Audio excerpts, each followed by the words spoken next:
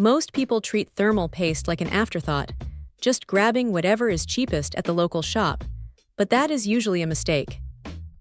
When you're staring at a high-end CPU or a console that sounds like a jet engine, the stuff between the chip and the cooler actually matters. This latest compound from Arctic is interesting because it is not trying to reinvent the wheel, but it is definitely trying to refine it.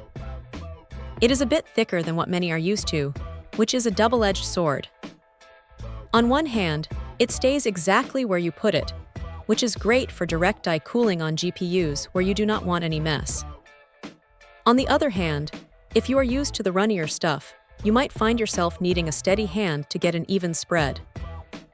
What stands out is the thermal resistance. It is measurably lower than the older versions, and while you might not see a massive temperature drop if you're just browsing the web, under a heavy gaming load or a long render, those few degrees really do add up. It is one of those quiet upgrades that keeps your fans from ramping up quite as aggressively. The best part is the peace of mind.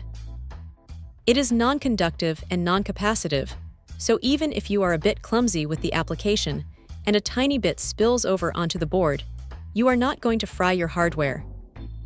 That is a huge relief for anyone who gets nervous during a build. Now here is the thing that might annoy some people.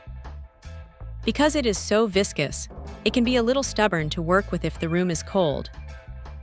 You might want to keep the tube in your pocket for a few minutes, just to warm it up before you start squeezing. It makes the application process much smoother. Also, while the 8-gram tube is generous, the cap can be a bit fiddly to get back on perfectly if you have paste on your gloves. It is a small gripe, but it is there.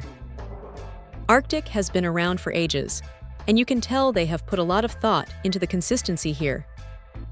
It is not just about the raw cooling numbers, it is about how it behaves over time. It does not seem to dry out or pump out as quickly as some of the cheaper alternatives, which means you can go longer between maintenance cycles.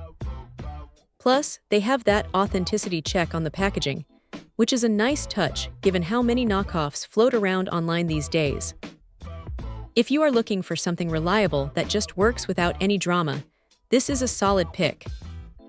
It is not going to magically turn a bad cooler into a great one, but it is definitely going to help you squeeze every bit of performance out of the hardware you already have. It is a sensible, no-nonsense choice for anyone who actually cares about their thermals. Check out the video description for updated price. And thank you for watching this video.